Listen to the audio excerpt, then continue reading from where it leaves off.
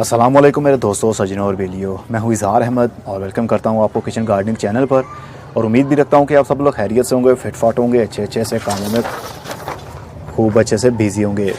Brazilian Joy weeds, जिसको एरिसीनिया भी कहते हैं और इसको एरिसीन भी कहते हैं और इसको किसी किसी नर्सरी पर नैंथरा भी कहते हैं। कोई कहता है ये थाईलैंड की वैरायटी है, कोई कहता है ये ब्राज़ील की है।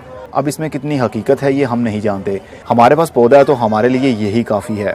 ये एरिसीन देखने पर बहुत ही खूबसूरत लगती है। पर्पल रंग के इसके पत्ते होते हैं। जब इसके नए नए पत्ते आ रहे हो तो वो ग्रीन कलर के होते हैं और आहिस्ता आहिस्ता धूप लगने की वजह से, हीट लगने की वजह से वो पर्पल रंग के हो जाते हैं, जो देखने पर बहुत ही खूबसूरत लगते हैं। इसको मैंने एक छोटे से गमले के अंदर लगाया हुआ है, जिसके नीचे मैंने ड्रेनेज होल भी नहीं किया हुआ है, तो इसके अंदर भी इसकी ग्रोथ अच्छी हो रही है।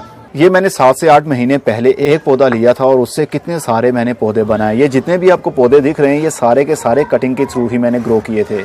इसकी कटिंग बहुत ही आसानी से ग्रो हो जाती है और शेडी एरिया का ये परमानेंट पौधा है। गर्मी के दिनों में भी सर्वाइव करता है, लेकिन फुल धूप में ये सर्वाइव नहीं करेगा। गर्मी के दिनों में इसके पत्ते जल जाएंगे और सर्दी के दिनों में बहुत ज़्यादा सर्दी होने की वजह से भी इसके पत्ते गिर जाते हैं और पौधा मर सकता है। इसलिए इसको परमानेंट शेडी एरिया में रखा जाए तो आपके पौधे की ग्रोथ अच्छी हो सकती है। ये ट्रॉपिकल एरिया का पौधा है, इसलिए इसको कहा गया था कि ये थाईलैंड की वैरायटी है।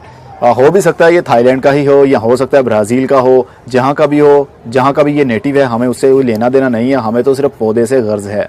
नर्सरी से ये आराम से मिल जाता है, किसी भी नर्सरी पर जाएंगे आपको तो ये मिल सकता है। ये सारी की सारी मैंने कटिंग्स लगाई थी। इसी ट्रे के अंदर मैंने कोकोपीट भरा और इसके अंदर कुछ और मिक्स नहीं किया, सिर्फ कोकोपीट के अंदर ही कटिंग्स को लगाया मैंने।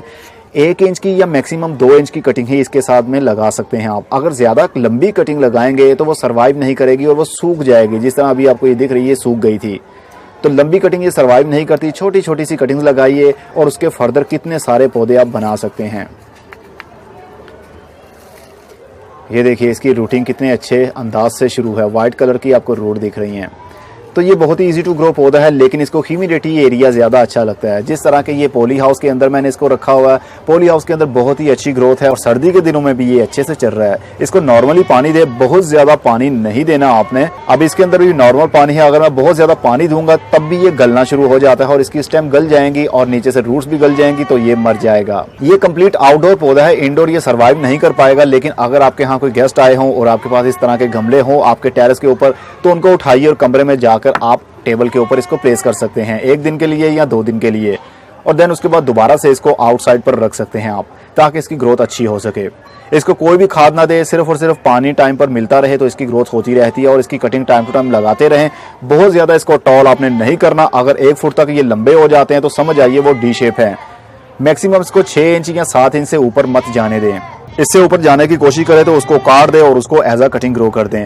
होपफुली आपको ये पौधा बहुत ही खूबसूरत लगा होगा। मुझे तो यकीन मानिए काफ़ी प्यार आता है इसको देखकर, एक अजीब सी खुशी मिलती है मुझे। ये किसी भी नर्सरी से मिल जाएगा, 50 से 100 रुपए के बीच में ये मिल जाता है। अब मैं चलता हूँ, खुदा हाफिज़, good bye, see you and tata. अपना बहुत सा ख्याल रखिएगा।